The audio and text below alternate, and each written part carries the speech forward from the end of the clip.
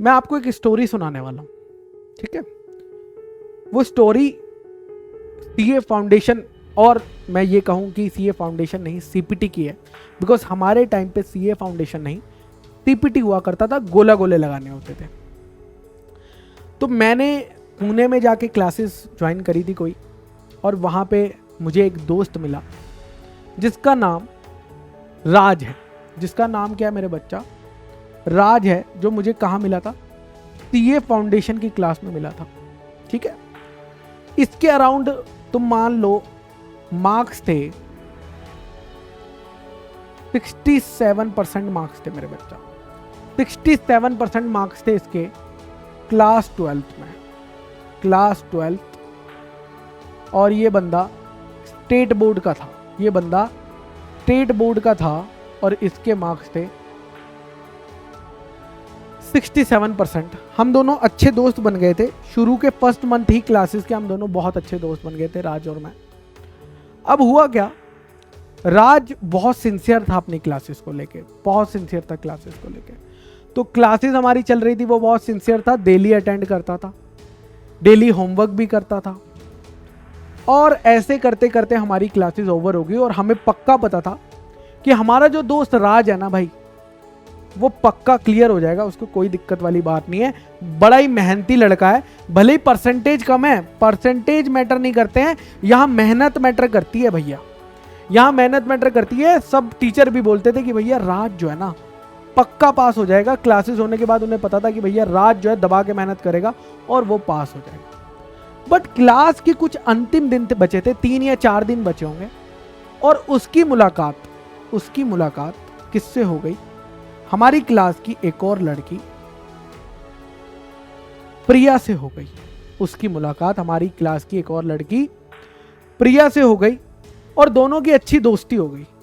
But इससे उसे एक प्रॉब्लम हुआ। राज और प्रिया की इतनी अच्छी दोस्ती हो गई कि क्लासेस खत्म होने के बाद ना उसने रिवीजन पे इतना ध्यान नहीं दिया, और हमें जो लगता था कि वो पास हो जाएगा, तो उस टाइम पे जब रिजल्ट आया और हमें पता था कि राज जरूर पास होगा, बट अफसोस की बात राज फेल हो गया। अफसोस की बात राज क्या हो गया मेरे बच्चा? फेल हो गया, जो नहीं होना चाहिए था। वो बहुत दुखी था। रिजल्ट आया जब उसका ना, तो वो बहुत दुखी था। और क्या बताऊं आपको, प्रिया पास हो गई, करेक्ट।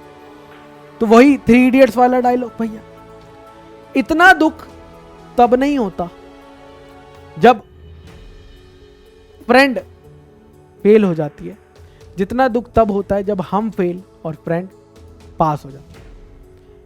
प्रिया पास हो गई, प्रिया सीए इंटरमीडिएट में चली गई भैया, प्रिया सीए इंटर में चली गई।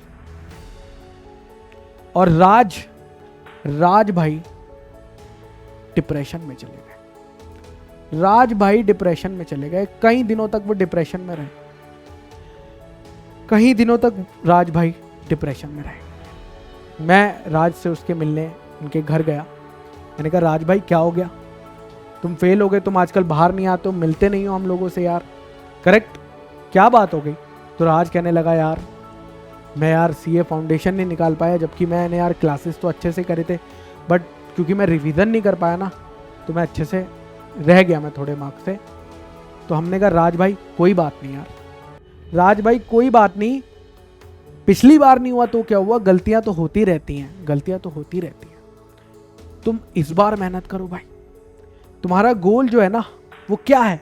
तुम्हारा गोल क्या है अभी लाइफ का? तुम्हारा गोल है सीए बनना, तुम्हारा गोल है सीए बनना, और उसके लिए पहला पड़ाव है सीए के फर्स्ट लेवल सीपीटी को क्लियर करना, जो आपके लिए सीए फाउंडेशन है ऑफ कोर्स।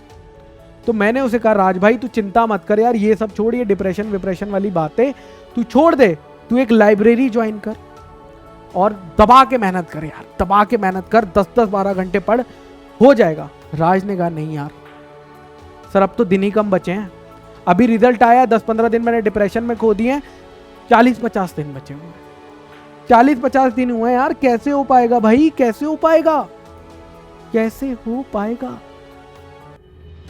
मैंने कहा तू खुद पे भरोसा तो रख यार, तू मेहनत तो स्टार्ट कर, तू मेहनत तो स्टार्ट कर, पक्का हो जाएगा भाई। ये सब एक बारी जीवन में फेल होने से फेलियर नहीं आता है। असली फेलियर तो तब आता है मेरे भाई जब तुम खुद से हार मान लेते हो।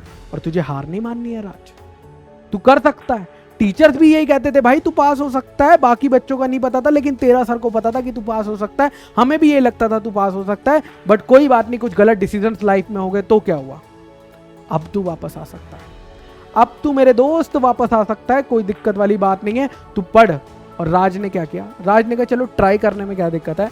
और राज ने आखिरी के 40-50 दिन में दबा के नेक्स्ट अटेम्प्ट के लिए दबा के मेहनत करी, दबा के अपने रिवीजन करे, दबा के क्वेश्चन सॉल्व करे।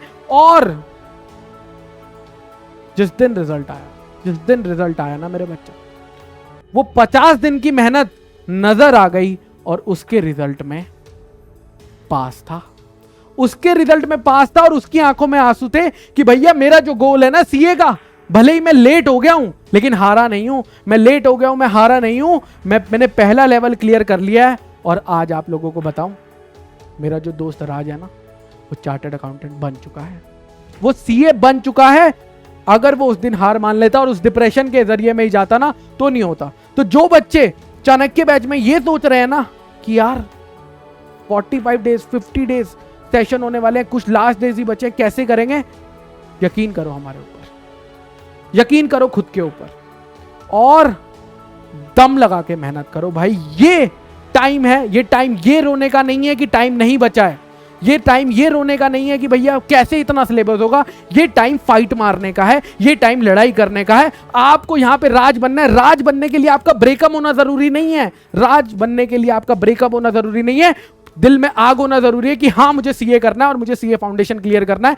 That is very important my बच्चा, दैट इज वेरी इंपॉर्टेंट। और इसीलिए मेरी आप सबसे रिक्वेस्ट है कि मैंने जो आपसे प्रोमिसेस लिए है ना, वो आपको फॉलो करने हैं। क्लास डेली अटेंड करनी है, रेगुलरली करनी है, डेली प्रैक्टिस पेपर सॉल्व करने हैं, पास्ट ईयर पेपर सॉल्व करने हैं और रिवीजन जरूर करना है।